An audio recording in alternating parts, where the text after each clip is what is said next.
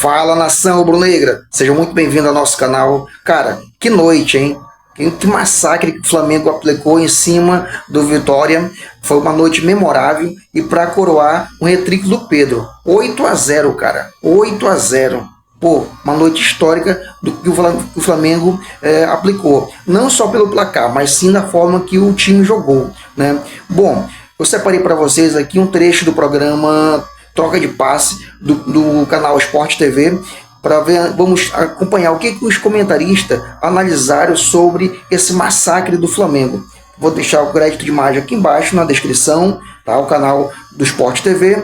E se você não é inscrito ao nosso canal, se inscreva e deixa aquele like para ajudar nosso canal, tá bom? Vamos ao vídeo. Goleada incrível do Flamengo.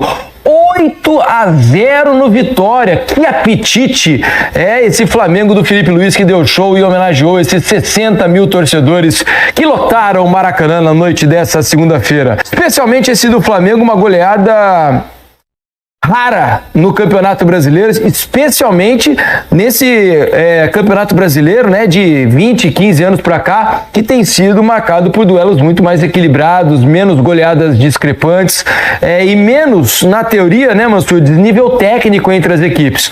Hoje foi um atropelo, uma das grandes exibições da história do Campeonato Brasileiro, um jogo para ficar na memória de qualquer torcedor do Flamengo, né, porque o do Vitória hoje é uma noite para esquecer. Bom, assim, difícil encontrar o que falar, né, dessa goleada do Flamengo. Primeiro, assim, é o tipo de jogo que a gente não tem vontade que termine, né, porque a gente que gosta de futebol é uma exibição de futebol de absoluto primeiro.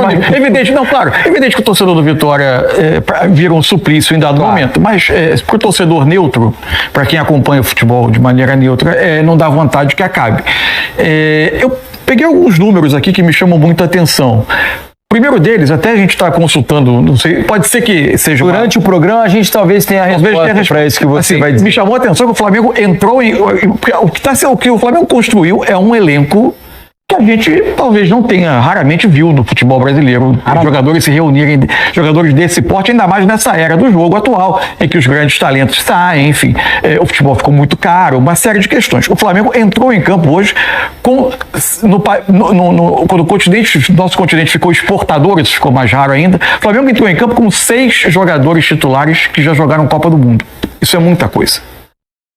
Tem outro número que é muito impactante. Eu fui olhar a tabela agora. O Flamengo, nesse momento, tem 35 gols de saldo. Isso é incrível. O Flamengo marcou 44 gols e só sofreu 9. 35 gols de saldo. 35 é mais do que qualquer outro time do Campeonato Brasileiro tem de gols marcados. Total. Muito também por conta da defesa, né, meu senhor? Porque o Flamengo tem a melhor defesa do campeonato com apenas 9 gols sofridos. E esse é o ponto impactante, assim. Quando você olha pro time do Felipe Luiz, muitas das grandes características desse time acontecem, apesar da grande qualidade técnica reunida, grande parte das qualidades desse time se exibem sem bola. A fome de roubar a bola do adversário é enorme. Os dois primeiros gols do Flamengo os 2 primeiros gols do Flamengo nascem da pressão ofensiva, de recuperação no campo ofensivo. E a partir daí o Flamengo hoje criou de tudo que é jeito. O Flamengo hoje fez gol a partir da pressão ofensiva, o Flamengo hoje fez gol a partir de construção com o adversário colocado atrás. Começar a falar sobre os gols, vai acabar o programa, não vai dar tempo. O adversário tentou se adiantar e sofreu gol nas costas, o Flamengo invertia para os pontas, o Flamengo tem 2 volantes que hoje jogam num nível brutal, né, que são Jorginho e Saul. O Plata transformado num jogador que por dentro gera associação com todo mundo. Parece que é uma máquina de fazer tabelas, apoios, né? E colocar o tempo inteiro, associar com os jogadores. O Arrascaeta num dia inspirado. Uma qualidade técnica muito alta que resultou num placar desse tamanho. É raro de se ver, como eu disse no começo do programa. Felipe Bastos. Vimos talvez uma das grandes exibições individuais do campeonato hoje também. Na verdade, é difícil dizer sobre um só, né? Porque eu ia dizer sobre o Samuel Lino. Mas a gente ia pensar o que fez o Arrascaeta no jogo, os gols que o Pedro marcou, né, com a qualidade técnica que ele mostrou para finalizar. É difícil dizer quem foi o melhor, mas ainda assim tenho para mim de que o Samuel Lino fez hoje uma exibição memorável, né, Felipe? Realmente, assim, o que o Flamengo fez hoje foi um espetáculo. Meu amigo Eric Faria falou muito certo dentro da transmissão que o torcedor que foi ao estádio hoje, ele não pagou ingresso, né? Pagou ingresso não para ver um jogo, sim para ver um espetáculo, e foi o Flamengo. Foi o que o Flamengo fez no jogo de hoje, né? Assim, de todas as qualidades, para mim a que mais me impressiona é o pós-perda do Flamengo, porque você conseguir fazer com que esses jogadores de qualidade técnica elevadíssima, assim. O Flamengo tem muito jogador com qualidade técnica que consegue decidir o jogo a qualquer momento, principalmente com esses dois volantes, Saúl e Jorginho. O Flamengo tem muita qualidade no centro do campo, mas você fazer com que esses jogadores da parte da frente saiba que você sem bola, você tem que se dedicar o tanto quanto você tem a bola, para mim é o ápice do trabalho do Felipe Luiz, porque ele conseguiu extrair isso desses jogadores. O Flamengo no pós-perda, ele é muito bom. E aí por isso que acontecem os gols, por isso que acontece muitas das vezes o Samuel Lino saindo de mano a mano, aí você vê o Samuel Lino driblando, aí você vê dentro da área a fome dos jogadores, zona de finalização preenchida, você vê sempre os zagueiros do Flamengo, Léo Pereira, Léo Ortiz, sempre dentro do campo do adversário. E para mim também é de se elogiar hoje o respeito do Flamengo com Vitória. Para mim o maior respeito quando eu tive dentro de campo, do outro lado, talvez quando eu estivesse tomando uma goleada, quando tivesse acontecendo isso contra mim, os jogadores da equipe adversária fazer tentar dar uma caneta sem ser objetiva, como foi a do Lino, tentar fazer uma jogada de efeito para trás, isso aí acaba desrespeitando o jogador que está do outro lado. O Flamengo em nenhum momento hoje fez isso. O maior respeito que o Flamengo teve foi buscar o gol o tempo inteiro, buscar o 7º, o 8º, buscar até o 9º gol, teve a possibilidade também com bola na trave, finalização. Isso que para mim o Flamengo hoje é o maior postulante ao título, obviamente, ainda mais que depois dessa vitória vira o maior favorito, mas com menções honrosas. Para mim, o destaque do jogo são 3, né? Esse que você citou aí, Samuel Lino, que para mim parece que não foi convocado, e falou assim: então tá bom então, vou te mostrar se eu não posso ser convocado.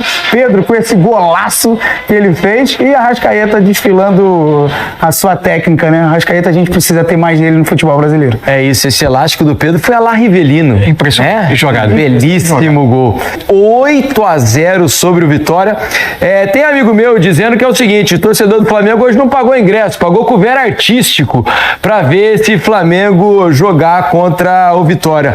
Uma grande noite no Maracanã para a torcida rubro-negra, e é difícil, né, Renata? Queria até ouvir dos comentaristas, porque os adversários que vão enfrentar o Flamengo hoje em dia, eles talvez tentem olhar outros jogos, né? Quando um adversário enfrenta melhor o Flamengo, o Atlético, quando pressionou, o Flamengo conseguiu equilibrar o jogo e fazer um bom segundo tempo na Copa do Brasil, mas é difícil, porque se ficar o bicho pega, se correr o bicho come. Então deve estar sendo um desafio para os adversários entenderem como tentar enfrentar esse Flamengo por aí, não, Renato? Estou viva, tá? Depois desse 8-0, e é aquele 8-0, não é aquele 8-0 que vai aos pouquinhos, não, né? Começa o primeiro tempo, 2, começa o segundo tempo, mais 2. Eu falei, meu Deus do céu, haja fôlego pra narrar esse jogo aqui hoje. Mas é isso, né? Os adversários agora não, né? Não é de agora, porque o Flamengo já é diferente e o Flamengo tem um elenco. A gente falou muito sobre a força desse elenco, né? Quando o Felipe Luiz precisa fazer substituições, não cai o nível, enfim. E os adversários, com certeza, precisam pensar e estudar muito o Flamengo pra enfrentá-lo, seja no Maracanã ou qualquer estádio, né? Couvert artístico, eu adorei esse termo, já falei aqui pro Eric que eu vou roubar dele, só não sei se eu vou poder usar em algum momento, né? Porque espetáculo igual o Flamengo deu aqui, eu não sei se outro time vai dar nesse Campeonato Brasileiro. Pois foi uma atuação realmente de gala, dessas que o torcedor do Flamengo que teve aqui no Maracanã e que assistiu ao jogo pelo Sport TV, pelo Premier, vai lembrar para sempre, né? 8-0 é um placar realmente muito fora da curva. Mas eu acho que assim, qualquer outro adversário que viesse enfrentar hoje o Flamengo nessa noite inspirada que os principais jogadores estavam, teria muita dificuldade.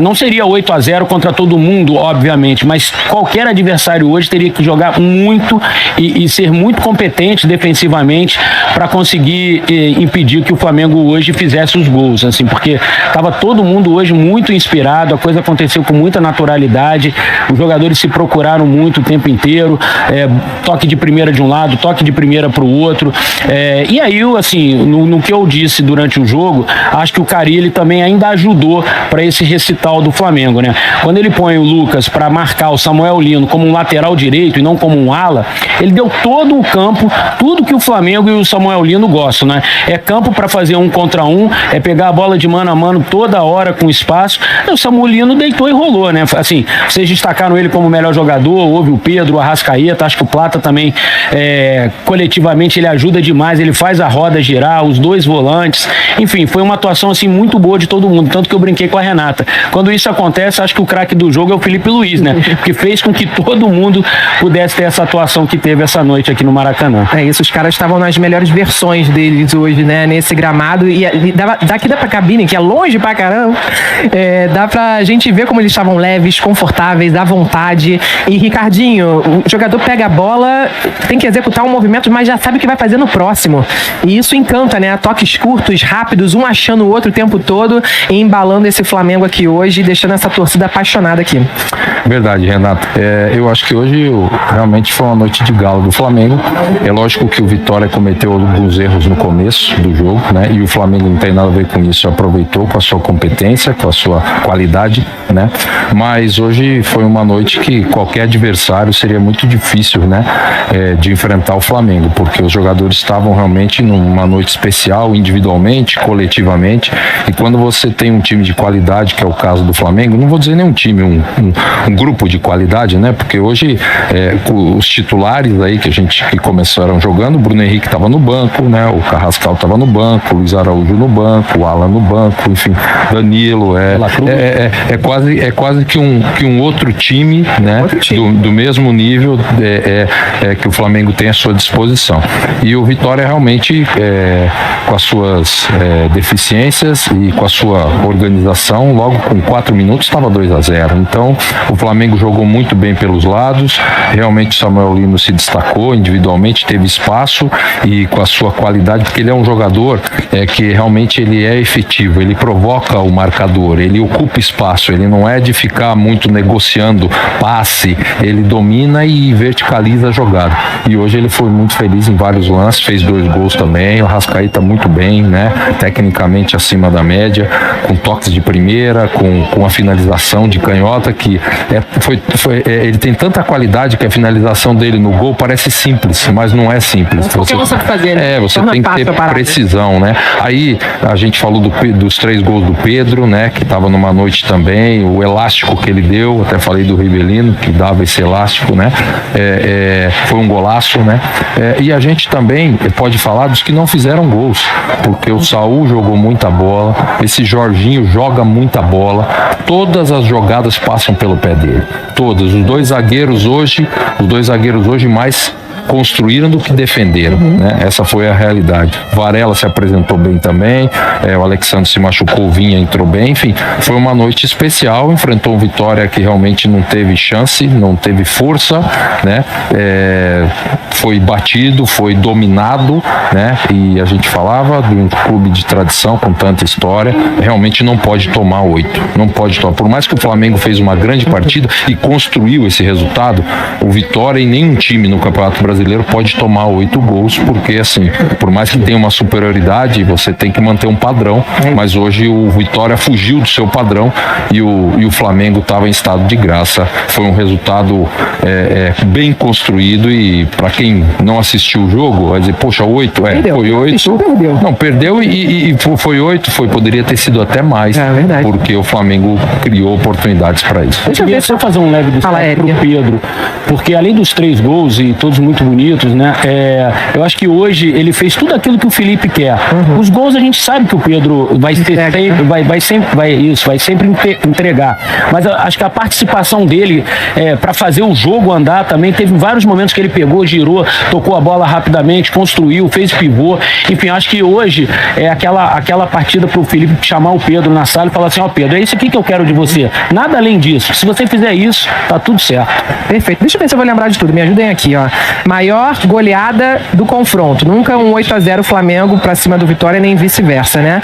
Maior goleada desse Campeonato Brasileiro. Maior goleada dos pontos corridos e de toda a história do Campeonato Brasileiro. Nunca teve um 8-0. Flamengo, na verdade, em 1981, né, contra o Fortaleza, aplicou um 8-0 também. E hoje o Pedro tinha, antes da partida começar, eram 99 gols no novo Maracanã. Agora ele tem 102, é o maior artilheiro desse novo Maracanã. Então, assim, muita coisa, né? Além desse 8-0, do desempenho, do individual, do coletivo. Né? Numa segunda-feira, para mais de 60 mil torcedores, a gente falava durante a transmissão, né? Flamengo colocou no sábado e hoje mais de 100 mil torcedores aqui no Maraca. Exato. E com tanto gol, chegou uma hora que eu tava preocupado aqui, viu, Felipe? Se a Rafaela não ia nascer antes da hora, assim, porque ela passava a mão na barriga e falava, essa menina tá chutando, essa menina tá chutando. Ela chutou várias vezes. Para, Flamengo, de fazer gol, porque eu não sei fazer parto, não. Ainda bem que eu tô só de 6 meses, porque ia dar ruim aqui. A gente volta com vocês. Tem gente dizendo que ela tava chutando mais que o Pedro até hoje aí. É isso, não é fácil não. 8-0 sobre o Vitória. Mais um detalhe, quando a gente fala de números, né? Diga. Que os números hoje são todos eles enormes, superlativos. É evidente que veja bem, quando a gente fala de que a reunião desses grandes talentos, ela é resultado de poder econômico, é evidente, mas o espetáculo que o campo mostra, ele é resultado de competência, de qualidade de trabalho. É inacreditável você pensar que depois da Copa do Mundo de Clubes se discutiu o Felipe Luiz no Flamengo, né? Isso parece um pouco surreal. Agora, que o Campeonato Brasileiro ele passa, ele demorou demorou até 2014 para a gente começou em 2006 o Campeonato de Pontos Corridos com 38 rodadas, 20 clubes, e ele demorou até 2014 para que alguém batesse 80 pontos, né? E depois se a gente bater de novo 80 pontos nesse ano, que é muito provavelmente vai acontecer, a gente vai ter as últimas 8 das últimas 11 edições como campeão batendo 80 pontos. Mas o que eu quero falar é o seguinte: isso é também um resultado de que a elite mais rica do campeonato está pontuando mais. Primeiro, a gente vai se habituando aos pontos corridos, vai concentrando também uma disputa entre os mais poderosos, você vai exigindo que rodada após rodada você se concentre na disputa por pontos. Isso acontece com o Flamengo e Palmeiras, os maiores investimentos atuais do futebol. Não estou tirando o Cruzeiro da disputa, mas só para dizer que o aproveitamento atual do Flamengo, se projetado a 38 rodadas, se o Flamengo mantiver o aproveitamento atual, ele tem projetado para 38 rodadas entre 86 e 87 pontos. Seria a segunda maior marca da história, atrás só dos 90 pontos de 2019. O aproveitamento atual do Palmeiras, se mantido, projeta o Palmeiras entre 83 e 84 pontos. Isso significa que seriam 10 pontos a mais meu Deus, caso esse venha a ser o cenário final da tabela, 10 pontos a mais do que o melhor vice-campeão da história, que é o Santos com 74. O Santos com o Sampaoli de 2019. A forma como o Flamengo e Palmeiras estão ditando a batida desse campeonato, o ritmo necessário para acompanhá-los, o Campeonato Brasileiro nunca viu de 2 times assim. Quase sempre, quando alguém fazia, por exemplo, a pontuação do Flamengo, ele disparava. E a gente hoje tem, se o Palmeiras ganha o jogo que ele tem a menos, ele está 1 ponto atrás do Flamengo. Não tem 8-0 que resolva essa situação. Sim. Né? Ainda tem confronto, né? E ainda tem confronto entre os dois. É um campeonato aberto entre 2 times que estão ditando um ritmo muito alto, exigindo, por exemplo, do Cruzeiro, que tenta manter uma toada ali para se aproximar, exige demais. Você precisa ganhar muito semana após semana. E o Cruzeiro, para mim, não está fora da disputa ainda. Você sabe que, pensando nesse jogo, esse é um jogo de superlativos, né? São diversos. Por exemplo, o Samuel Lino hoje fez 2 gols e deu 3 assistências. São 5 participações diretas. Segundo o pessoal do Datafoot, até que manda mensagem pra gente, isso não acontecia desde 2019, quando o Arrascaeta, no mesmo jogo, também participou de 5 gols na mesma partida. Hoje o Pedro fez 3 gols e deu 1 passe, ou seja, participou de 4 gols. E o Arrascaeta, se eu tiver errado, vocês me corrijam aqui, faz 1 gol e dá 2 assistências, certo? Então vejam o quanto esse trio participou dos gols. E uma outra coisa, eu já disse aqui programas atrás, né, algumas rodadas atrás, sobre o Samuel Lino, algo que eu admiro muito no Samuel Lino. Ele raramente deixa de terminar as jogadas. Isso.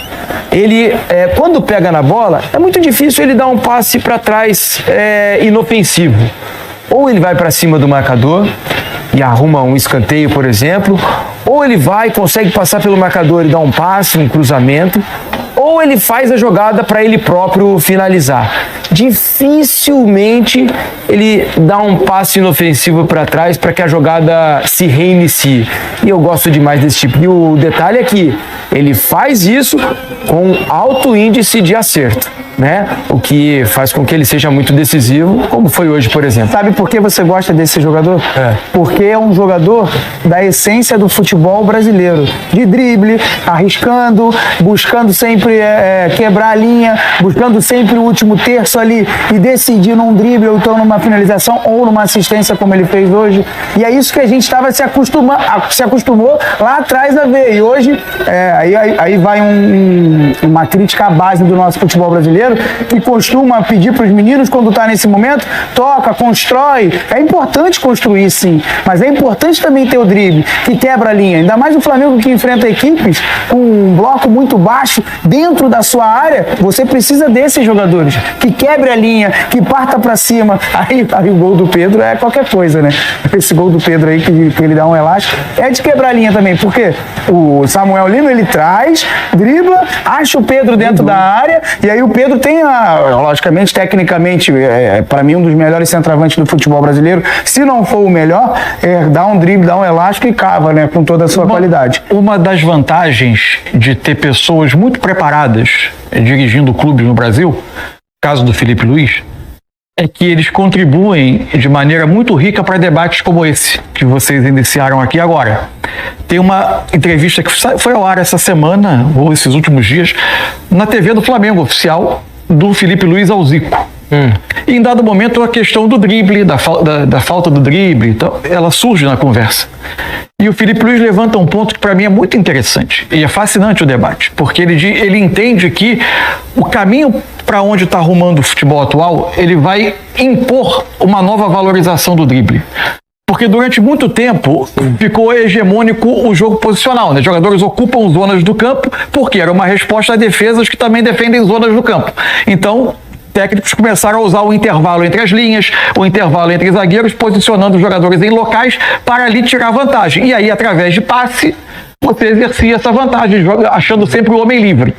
Como a maneira encontrada por muitos times para contrapor o jogo posicional tem sido cada vez mais levar o jogo para embates individuais, ele entende que, além do movimento, a grande quebra desses sistemas é através do drible. E isso vai provocar, ele entende, com o tempo, nessa nova etapa do futebol, uma nova valorização do jogador capaz de ganhar o seu duelo pessoal com drible, arriscando, e que isso, jogadores como o Samuel Lino que vocês estão falando, provavelmente vai ter esse... Você pega o Flamengo de um lado, tem o Plata que dribla, aí você faz a movimentação, o Felipe vai fazer a movimentação, bota o Luiz Araújo, dribla também. Aí você pega o Samuel Lino do lado esquerdo, que ele toda a bola parte para cima. Aí eu vou falar de um jogador que eu joguei junto, que hoje está no Flamengo, que a principal característica dele quando surgiu no Grêmio era o drible. E hoje, por contusão também, por ainda não buscar aquela confiança, é o Cebolinha. É esse jogador. A primeira característica, quando ele sobe no Grêmio, era o drible. Ele partia pra cima, e foi isso que a gente se apaixonou pelo Cebolinha, tanto que em 2019 ele foi o melhor jogador do... Boa, nação, então tá aí a opinião dos comentaristas. Cara, que massacre, hein? 8-0 não é qualquer dia que você aplica em qualquer time, né? E não foi também só pelo placar. Foi na maneira que o time jogou. Você abre as redes sociais, só vê os antes se tremendo, com medo do Flamengo. Viu que o negócio já começou a engrenar e a partir de agora partiu título do Brasileirão e título da Libertadores, né? Boa, nação, vou ficando por aqui. Se você não é inscrito, se inscreva no nosso canal para você ficar atualizado as notícias do Flamengo. Todos os dias eu coloco notícia do Mengão, então se você quer ficar atualizado, se inscreva no nosso canal, ative o sino da notificação. E não esqueça também de dar um like nesse vídeo para ajudar o nosso trabalho, tá certo? Forte abraço, até qualquer momento.